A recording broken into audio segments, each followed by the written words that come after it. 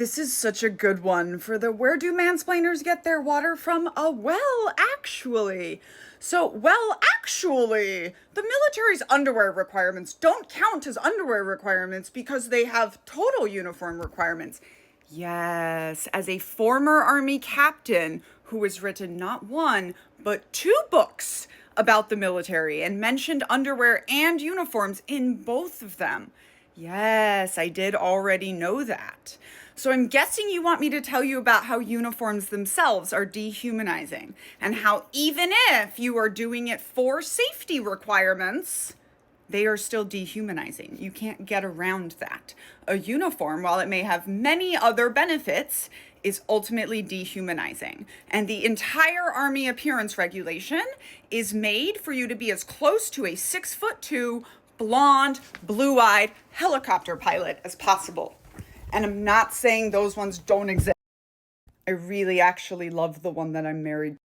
However, I wrote Uncultured in part to teach people, ooh, my hair's getting all crazy, that your career is different if you don't look like that.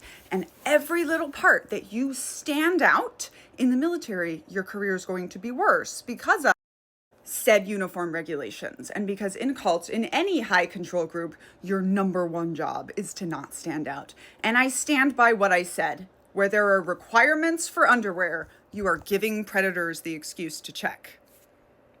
Have a day.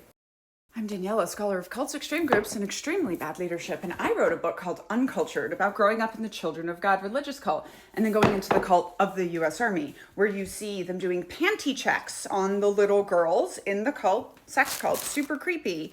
And everyone wanted me to take that out of the book, but I knew I couldn't because there is a parallel. In the military, they're going to do underwear checks again. And did they mostly do them on the women? Yes, of course they did. We're going to wait for all you mansplainers to tell us why it's more important to check the women's underwear than the men's underwear now. Come up with something good, okay?